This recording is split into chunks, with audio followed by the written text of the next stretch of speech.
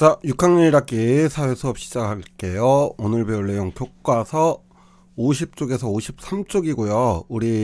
우리나라의 정치, 우리나라 정치의 발전 대단원 1단원을 배우고 있는데 마지막 주제인 세 번째 주제입니다.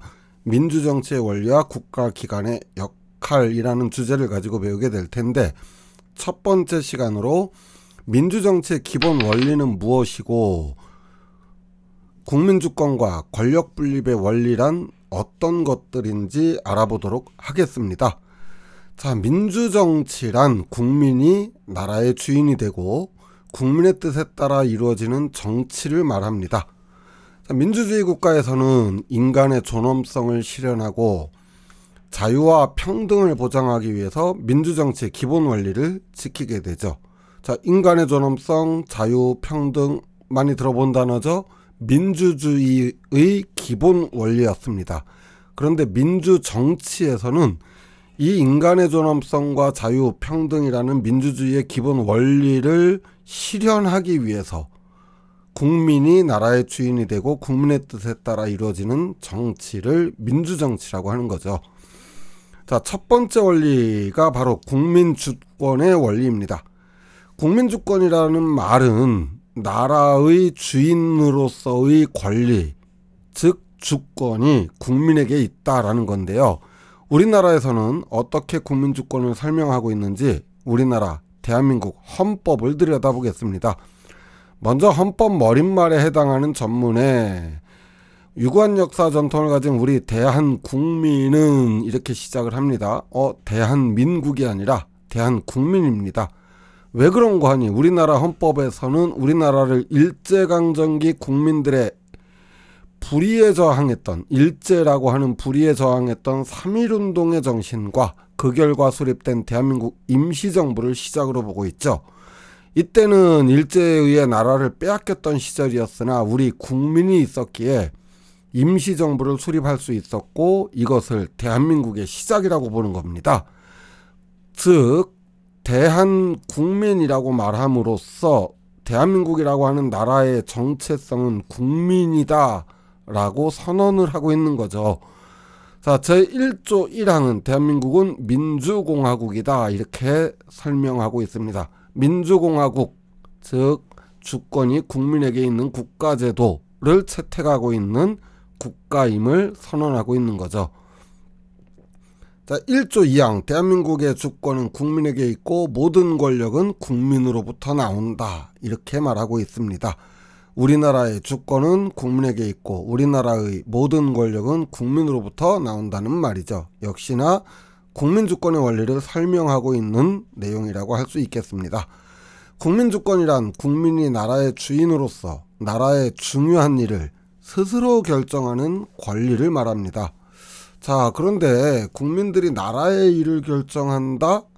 나라의 일을 결정하는 거는 뭐 정치하는 사람들, 대통령, 장관 이런 사람들 아닌가요? 맞습니다. 그런데 그 결정을 하는 사람들을 누가 뽑죠? 국민이 선거를 통해서 뽑게 되는 겁니다. 그렇기 때문에 나라의 중요한 일을 결정하는 사람을 국민이 국민의 뜻에 맞게 결정하라고 대표를 세우는 거죠. 이런 걸 대의정치다, 간접민주주의다 그랬었죠. 일제강점기 우리나라의 주권을 찾으려는 국민들의 3.1운동이 있었고요. 이승만 정권의 부정선거에서 정당한 선거 결과를 얻기 위한 4.19 혁명이 있었습니다. 전두환 정권의 독재에 항거하고 민주주의를 요구했던 5.18 민주화운동과 대통령 직선제를 이끌어낸 6월 항쟁 또한 우리 국민들이 국민주권을 온전히 찾기 위한 노력이라고 볼 수 있죠. 자, 그런데 국민의 주권을 지키기 위해서 이렇게 힘들게 얻어낸 국민주권을 지키기 위해서 국가라고 하는 권력은 너무도 막강합니다. 그래서 이 국민주권을 보다 더 효과적으로 지키기 위해서는 국가의 권력을 나눌 필요가 있어요. 국회, 정부, 법원 등의 기관이 나누어 맡아 서로를 견제하고 균형을 이루게 하는데 이것을 민주정치의 두 번째 원리, 권력 분립의 원리라고 합니다. 자, 교과서 53쪽을 살펴보면 헌법조항에서 설명하고 있는 민주정치의 기본 원리를 찾아보세요. 이렇게 했습니다. 자, 쉽죠? 먼저 1조 2항. 대한민국의 주권은 국민에게 있고 모든 권력은 국민으로부터 나온다. 국민주권의 원리를 설명하고 있는 거니까 1조 2항은 국민주권의 원리다. 이렇게 말할 수 있겠죠. 자, 나머지 입법권은 국회에 속한다. 행정권은 대통령을 수반으로 하는 정부에 속한다. 사법권은 법관으로 구성된 법원에 속한다. 자, 모든 것이 국회, 정부, 법원이라고 하는 기관으로 국가의 권력을 나누고 있죠. 이것은 권력 분립의 원리를 설명하고 있는 조항이다 라고 할 수 있겠습니다. 자, 이때 입법권이라고 하는 것은 법을 만드는 권한을 말합니다. 민주정치에서는 법에 의해서 나라를 다스리게 되고 나라를 운영을 하게 되는데 그 법을 만드는 권한은 국회가 가지고 있다라는 거죠. 자, 행정권이라고 하는 것은 국가를 실질적으로 운영하는 권리를 말합니다. 그래서 행정권은 국가 운영 권리 이렇게 생각을 하시면 되고요. 사법권이라고 하는 것은 법을 재판하고 집행하는 권리다. 이렇게 말할 수 있겠습니다. 법원이 가지고 있습니다. 만일 정치에 관심도 없고 주권에 관심도 없고 그저 뭐 정치라고 하는 게 나라를 운영한다는 거 뭐 나 같은 게 뭘 알아? 그 정치 잘하는 사람들, 똑똑한 사람들이 알아서 뭐 잘하겠지. 이렇게 생각을 한다면 어떤 일이 벌어질까요? 우리가 지난 시간까지 배웠던 아주 힘들게 3.1운동부터 시작해서 6월항쟁, 촛불집회까지 그렇게 힘들게 노력해서 찾은 국민주권을 또다시 빼앗기고 국민을 우습게 하는 정치인이 나타나게 될 것이죠.